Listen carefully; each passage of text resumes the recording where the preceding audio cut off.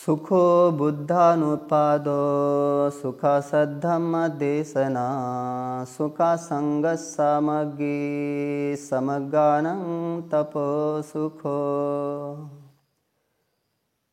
दुख आर्य सत्य। भिक्षुओं, दुख आर्य सत्य क्या है?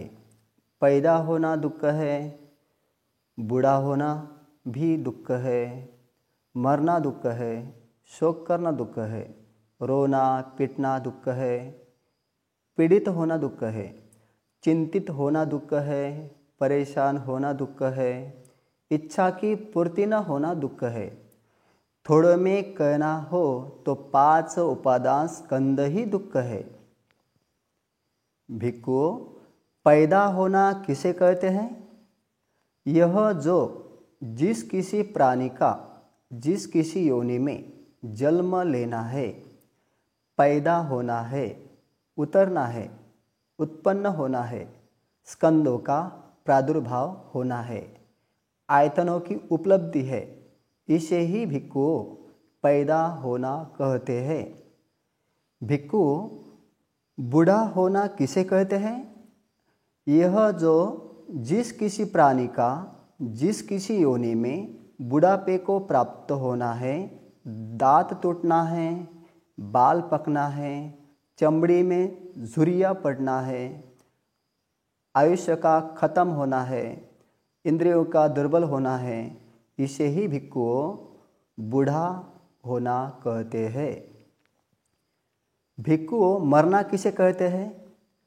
यह जो जिस किसी प्राणी का जिस किसी योनि से गिर पड़ना, पतित होना है, पृथक होना है, अंतर्धान होना है, मृत्यु को प्राप्त होना है, काल कर जाना है, स्कंदों का अलहदा अलहदा हो जाना है, शरीर का फेंक दिया जाना है, इसे ही भिक्षुओं मरना कहते हैं। भिक्षुओं, शोक किसे कहते हैं? यह जो जिस किसी विपत्ति से युक्त जिस किसी पीड़ा से पीड़ित मनुष्य का सोचना है, चिंता है, अंदरूनी शोक है, इसे ही भिक्षुओं शोक कहते हैं। भिक्षुओं, रोना पीटना किसे कहते हैं? यह जो जिस किसी विपत्ति से युक्त जिस किसी पीड़ा से पीड़ित मनुष्य का रोना पीटना है, चिल्लाना है, इसे ही भिक्षुओं रोना पीटना कहते हैं। भिक्षुओं, पीड़ित होना किसे कहते हैं? यह जो शारीरिक दुख है, शारीरिक पीड़ा है, शरीर संबंधी क्लेश है, बुरी शारीरिक अनुभूति है, इसे ही भिक्षुओं पीड़ित होना कहते हैं। भिक्षुओं, चिंतित होना किसे कहते हैं? यह जो मानसिक दुख है, मानसिक पीड़ा है, मन संबंधी क्लेश है, बुरी मानसिक अनुभूति है, इसे ही भिक्षुओं चिंतित होना कहते हैं। भिक्षुओं, परेशान होना किसे कहते हैं? यह जो जिस किसी विपत्ति से युक्त जिस किसी दुख से दुखित मनुष्य का हैरान होना है, परेशान होना है, इसे ही भिक्षुओं परेशान होना कहते हैं। भिक्षुओं, इच्छा की पूर्ति न होना दुख कैसे? भिक्षुओं, पैदा होने वालों की इच्छा होती है कि हम पैदा न होते, हम पैदा न हो। बूढ़ों की इच्छा होती है कि हम बूढ़े न होते, हम बूढ़े न हो। रोगियों की इच्छा होती है कि हम रोगी न होते, हम रोगी न हो। मरने वालों की इच्छा होती है कि हम न मरते, हम न मरे। शोकाकुलों की इच्छा होती है कि हम शोकग्रस्त न होते, हम शोकग्रस्त न हो। रोने पिटने न हो। पीड़ितों की इच्छा होती है कि हमें शारीरिक क्लेश न होता, हमें शारीरिक क्लेश न हो। चिंताग्रस्तों की इच्छा होती है कि हम चिंतित न होते, हम चिंतित न हो।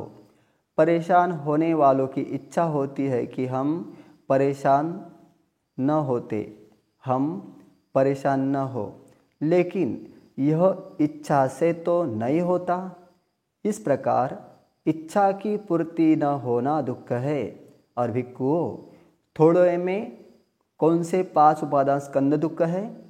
यह रूप उपादान स्कंद, वेदना उपादान स्कंद, संज्ञा उपादान स्कंद, संस्कार उपादान स्कंद और विज्ञान उपादान स्कंद। भिक्षुओं, जितना भी रूप है, चाहे भूतकाल का हो, चाहे वर्तमान का, चाहे भविष्यत का, चाहे अपने अंदर का हो अथवा बाहर का, चाहे स्थूल का हो अथवा सूक्ष्म, चाहे बुरा हो अथवा भला, चाहे दूर हो अथवा समीप, वह सब रूप उपादान स्कंद के अंतर्गत है। उसी प्रकार जितनी भी वेदनाएं हैं, वह सब वेदना उपादान स्कंद के अंतर्गत है। जितनी भी संज्ञा हैं, वह सब संज्ञा उपादान स्कंद के अंतर्गत है। जितने भी संस्कार हैं, वे सब संस्कार उपादान स्कंद के अंतर्गत है। और जितना भी विज्ञान है, वह सब विज्ञान उपादान स्कंद के अंतर्गत है। भिक्षुओं, रूप उपादान स्कंद किसे कहते हैं? चारों महाभूतों को तथा चारों महाभूतों के कारण जो रूप उत्पन्न होता है, उसे रूप उपादान स्कंद कहते हैं। भिक्षुओं, चारों महाभूत कौन से हैं? पृथ्वी धातु, जल धातु, अग्नि धातु तथा वायु धातु। भिक्षुओं, पृथ्वी धातु किसे कहते हैं? पृथ्वी धातु 2 प्रकार की हो सकती है। पहली, अंदरूनी पृथ्वी धातु तथा बाहरी पृथ्वी धातु। अंदरूनी पृथ्वी धातु किसे कहते हैं?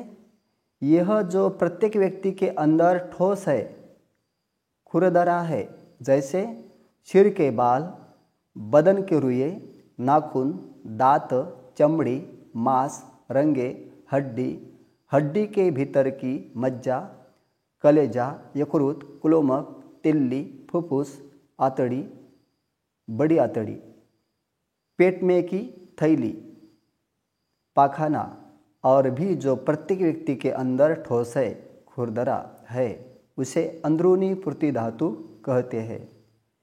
और यह जो अंदरूनी पृथ्वी धातु है तथा यह जो बाहरी पृथ्वी धातु है, यह सब पृथ्वी धातु ही है। भिक्षुओं, जल धातु किसे कहते हैं? जल धातु 2 प्रकार की हो सकती है, अंदरूनी जल धातु और बाहरी जल धातु। अंदरूनी जल धातु किसे कहते हैं? यह जो प्रत्येक व्यक्ति के अंदर जलीय है, बहने वाला है, तरल पदार्थ है, जैसे पित्त, कप, पीब, लोहू, पसीना, मेद, बर, आंसू, चर्बी, थूक, शीड़, कोहनी आदि जोड़ों में स्थित तरल पदार्थ तथा मूत्र। और भी जो प्रत्येक व्यक्ति के अंदर जलीय है, बहने वाला है, तरल पदार्थ है, उसे अंदरूनी जल धातु कहते हैं। यह जो अंदरूनी जल धातु है तथा यह जो बाहरी जल धातु है, यह सब जल धातु ही है। भिक्षुओं, अग्नि धातु किसे कहते हैं? अग्नि धातु 2 प्रकार की है, हो सकती है, अंदरूनी जल अग्नि धातु तथा बाहरी अग्नि धातु। अंदरूनी अग्नि धातु किसे कहते हैं? यह जो प्रत्येक व्यक्ति के अंदर अग्निमय है, गर्मी है, जैसे जिससे तपता है, जिससे पचता है, जिससे जलता है, जिससे खाया पिया भली प्रकार हजम होता है। और भी जो प्रत्येक व्यक्ति के अंदर अग्नि रूप है, गर्मी है, उसे अग्नि धातु कहते हैं। यह जो अंदरूनी अग्नि धातु है तथा यह जो बाहरी अग्नि धातु है, यह सब अग्नि धातु ही है। भिक्षुओं, वायु धातु किसे कहते हैं? वायु धातु 2 प्रकार की हो सकती है, अंदरूनी वायु धातु तथा बाहरी वायु धातु। अंदरूनी वायु धातु किसे कहते हैं? यह जो प्रत्येक व्यक्ति के अंदर वायु रूप है, वायु है, जैसे ऊपर जाने वाली वायु, नीचे जाने वाली वायु, पेट में रहने वाली वायु, कोष्ठ में रहने वाली वायु, अंग अंग में घूमने वाली वायु, आश्वास प्रश्वास और भी जो प्रत्येक व्यक्ति के अंदर वायु रूप है, वायु है, उसे वायु धातु कहते हैं। यह जो अंदरूनी वायु धातु है तथा यह जो बाहरी वायु धातु है, यह सब वायु धातु ही है। भिक्खुओं, जिस प्रकार काष्ठ, वल्ली, तृण तथा मिट्टी मिलकर आकाश खुला को घेर लेते हैं और उसे घर कहते हैं, इसी प्रकार हड्डी, रंगे, मांस तथा चर्म मिलकर आकाश को घेर लेते हैं और उसे रूप कहते हैं। भिक्खुओं, अपनी आँख ठीक हो लेकिन बाहरी वस्तुएं सामने न हो और न हो उनका संयोग, तो उससे उत्पन्न हो सकने वाले विज्ञान का प्रादुर्भाव नहीं होता। भिक्खुओं, अपनी आँख ठीक हो, बाहर की वस्तुएं सामने हो लेकिन उनका संयोग न हो तो भी उससे उत्पन्न हो सकने वाले विज्ञान का प्रादुर्भाव नहीं होता। भिक्खुओं, जब अपनी आँख ठीक हो, बाहर की वस्तुएं यानी कि रूप सामने हो और हो उनका संयोग, तभी उससे उत्पन्न हो सकने वाले विज्ञान का प्रादुर्भाव होता है। इसलिए विज्ञान हेतु प्रत्यय से पैदा होता है, बिना हेतु के विज्ञान की उत्पत्ति नहीं। आँख और रूप से जिस विज्ञान की उत्पत्ति होती है वह चक्षु विज्ञान कहलाता है। कान और शब्द से जिस विज्ञान की उत्पत्ति होती है वह श्रोत विज्ञान कहलाता है। नाक और गंध से जिस विज्ञान की उत्पत्ति होती है वह घ्राण विज्ञान कहलाता है। काया स्पर्श इंद्रिय और स्पर्श से जिस विज्ञान की उत्पत्ति होती है वह काया विज्ञान कहलाता है। मन तथा धर्म मन इंद्रिय के विषय से जिस विज्ञान की उत्पत्ति होती है वह मन विज्ञान कहलाता है। उस विज्ञान में का जो रूप है वह रूप उपादान स्कंद के अंतर्गत है। उस विज्ञान में की जो वेदना है वह वेदना उपादान स्कंद के अंतर्गत है। उस विज्ञान में की जो संज्ञा है वह संज्ञा उपादान स्कंद के अंतर्गत है। उस विज्ञान में के जो संस्कार है वह संस्कार उपादान स्कंद के अंतर्गत है। जो उस विज्ञान की यानी कि चित्त में का विज्ञान मात्र है वह विज्ञान उपादान स्कंद के अंतर्गत है। भिक्खुओं, यदि कोई कहे कि बिना रूप के, बिना वेदना के, बिना संज्ञा के, बिना संस्कार के, बिना चित्त मन की उत्पत्ति, स्थिति, विनाश, उत्पन्न होना, वृद्धि तथा विपुलता को प्राप्त होना हो सकता है तो यह असंभव है। भिक्खुओं, सभी संस्कार अनित्य है, सभी संस्कार दुख है, सभी धर्म अनात्म है, क्योंकि रूप अनित्य है, वेदना अनित्य है, संज्ञा अनित्य है, संस्कार अनित्य है तथा विज्ञान अनित्य है। जो अनित्य है सो दुख है, जो दुख है सो अनात्म है, जो अनात्म है वह न मेरा है न वह मैं हूँ न वह मेरा आत्मा है। इसलिए भिक्खुओं, इसे अच्छी प्रकार समझकर यथार्थ रूप में से यूँ जानना चाहिए कि यह जितना भी रूप है, जितनी भी वेदना है, जितने भी संज्ञा है, जितने भी संस्कार है, जितना भी विज्ञान है, चाहे भूतकाल का हो, चाहे वर्तमान का, चाहे भविष्य का, चाहे अपने अंदर का हो अथवा बाहर का, चाहे स्थूल हो अथवा सूक्ष्म, चाहे बुरा हो अथवा भला, चाहे दूर हो अथवा समीप, यह न मेरा है न वह मैं हूँ न वह मेरा आत्मा है। भिक्खुओं, जैसे इस गंगा नदी में बहुत सी झाग फेन चली आ रही हो, उस झाग को कोई आँख वाला आदमी देखे, उस पर सोचे और विचार करे, और सोचने तथा विचार करने से उसे वह झाग बिल्कुल रिक्त, तुच्छ तथा सारहीन मालूम होवे। भिक्खु, फैन में क्या सार हो सकता है?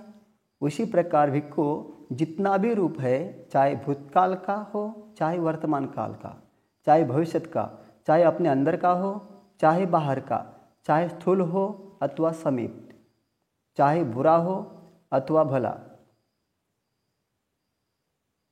चाहे दूर हो अथवा समीप, उसे भिक्खु देखता है, सोचता है, उस पर अच्छी तरह विचार करता है। उसे देखने, सोचने, उस पर अच्छी तरह विचार करने से उसे वह रूप बिल्कुल रिक्त, तुच्छ तथा सारहीन दिखाई देगा। भिक्खु, रूप में क्या सार हो सकता है? इस प्रकार यह आग लग रही है और तुम्हें आनंद तथा हंसना सूझता है। क्या तुम कभी किसी ऐसे स्त्री या पुरुष को नहीं देखते जो 80, 90 या 100 वर्ष का हो, जो बूढ़ा हो गया हो, जिसकी कमर छतरी की तरह झुक गई हो, जो लाठी लिए चलता हो, जो कांपता हो, जो दुखी हो, जिसकी जवानी चली गई हो, जिसके दांत गिर गए हो, जिसके बाल पक गए हो, जिसका सिर गंजा हो गया हो, जिसके मुंह पर झुर्रियाँ तथा शरीर पर धब्बे पड़ गए हो, यदि देखते हो तो क्या तुम्हारे मन में यह कभी नहीं होता कि मुझे भी बुढ़ापा आ सकता है, मैं भी अभी बूढ़ेपन का शिकार हो सकता हूँ? क्या तुम कभी किसी ऐसे स्त्री या पुरुष को नहीं देखते जो पीड़ित हो, दुखी हो, अत्यंत रोगी हो, अपने पेशाब पाखाने में गिरा हो, जिसे दूसरे उठाकर बिठाते हो, दूसरे लिटाते हो? यदि देखते हो तो क्या तुम्हारे मन में यह कभी नहीं होता कि मैं भी बीमार पड़ सकता हूँ, मैं भी कभी बीमारी का शिकार हो सकता हूँ? क्या तुम कभी किसी ऐसे स्त्री या पुरुष को नहीं देखते जैसे मरे 1 दिन हुआ हो, 2 दिन हुआ हो अथवा 3 दिन हो गए हो, जिसका बदन सूज गया हो, नीला पड़ गया हो, जिसके बदन में पीब पड़ गई हो? यदि देखते हो तो क्या तुम्हारे मन में यह कभी नहीं होता कि मैं भी मरने वाला हूँ, मैं भी मृत्यु का शिकार हो सकता हूँ? भिक्खुओं, संसार अनादि है, अविद्या और तृष्णा में संचालित भटकते फिरते प्राणियों के आरंभ यानी कि पूर्व कोटि का पता नहीं चलता। तो भिक्खुओं, क्या समझते हो, यह जो चारों महासमुद्रों में पानी है, यह अधिक है अथवा यह जो इस संसार में बार बार जन्म लेने वालों ने प्रिय के वियोग और अप्रिय के संयोग के कारण रो पिट कर आंसू बहाए है? भिक्खुओं, चिरकाल तक माता के मरने का दुख सहा है, पिता के मरने का दुख सहा है, पुत्र के मरने का दुख सहा है, लड़की के मरने का दुख सहा है, रिश्तेदारों के मरने का दुख सहा है, संपत्ति के विनाश का दुख सहा है, रोगी होने का दुख सहा है। उन माता के मरने का दुख सहने वालों ने, पिता के मरने का दुख सहने वालों ने, पुत्र के मरने का दुख सहने वालों ने, लड़की के मरने का दुख सहने वालों ने, रिश्तेदारों के मरने का दुख सहने वालों ने, संपत्ति के विनाश का दुख सहने वालों ने, रोगी होने का दुख सहने वालों ने, संसार में बार बार जन्म लेकर प्रिय के वियोग और अप्रिय के संयोग के कारण जो रो पिटकर आंसू बहाए हैं, वे ही अधिक है, इन चारों महासमुद्रों का जल नहीं। तो भिक्खुओं, क्या समझते हो, यह जो चारों महासमुद्रों में पानी है, यह अधिक है, अथवा यह जो संसार में बार बार जन्म लेकर सिर कटाने पर रक्त बहा है, भिक्खु ग्राम घातक चोर है करके सिर काटने पर डाका डालने वाले चोर है करके सिर काटने पर पराई स्त्री के पास जाने वाले चोर है करके सिर काटने पर चिरकाल तक जो रक्त बहा है वही अधिक है, इन चारों महासमुद्रों का जल नहीं। यह किस लिए? भिक्खु संसार अनादि है, अविद्या और तृष्णा से संचालित भटकते फिरते आदमियों के आरंभ का पूर्व कोटि का पता नहीं चलता। इस प्रकार भिक्खु दीर्घ काल तक दुख का अनुभव किया है, तीव्र दुख का अनुभव किया है, बड़ी बड़ी हानियां सही है, शमशान भूमि को पाट दिया है। अब तो भिक्खुओं सभी संस्कारों से निर्वेद प्राप्त करो, वैराग्य प्राप्त करो, मुक्ति प्राप्त करो, यही दुख मुक्ति का मार्ग है। इसलिए कायानुस्मृति, धम्मानुस्मृति, चित्तानुस्मृति का अभ्यास करो और जन्म मृत्यु के भव चक्र से, संसार प्रपंच चक्र से मुक्त हो जाओ, लाभ उठाओ। यही भिक्खु धम्म देशना है, सभी मानव जाति के लिए। सब लाभ उठाए, सबका भला हो, सबका मंगल हो, सबको आरोग्य धन संपदा प्राप्त हो। साधु साधु साधु।